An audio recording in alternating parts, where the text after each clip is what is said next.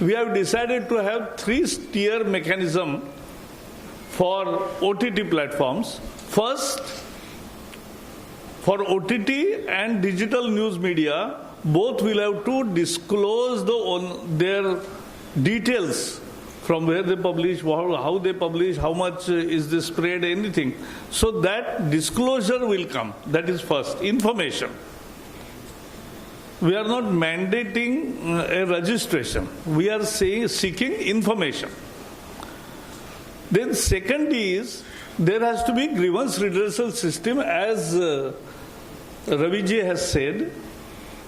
Their grievance redressal system, in the same manner, it will work in OTT platforms and digital portals also.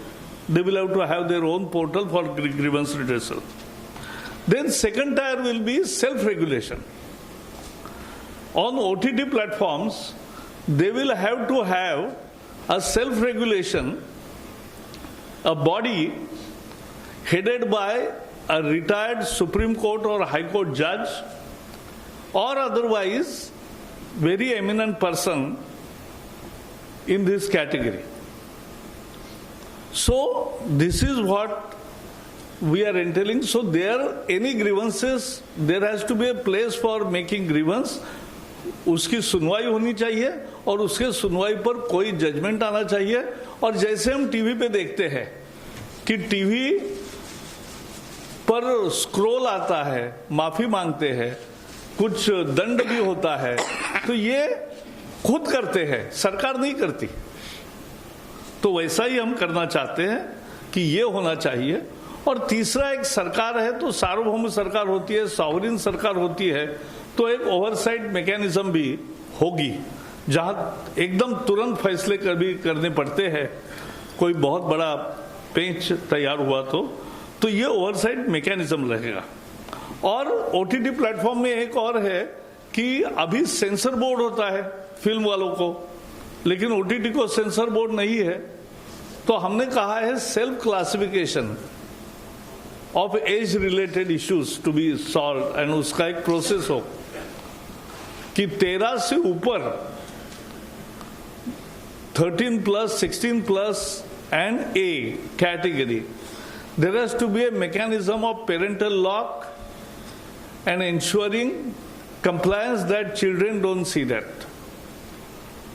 But बाकी you cinema जो है, इससे वहां भी you classification self classification है, लेकिन उसके लिए भी जो code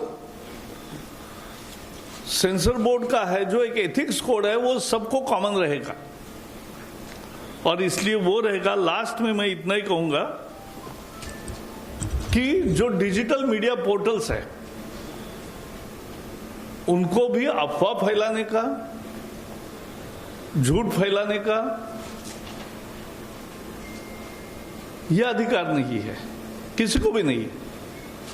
As I said, media freedom is absolute, but with responsible, reasonable restrictions, and that is the self-restrictions of responsible, that is called responsible freedom.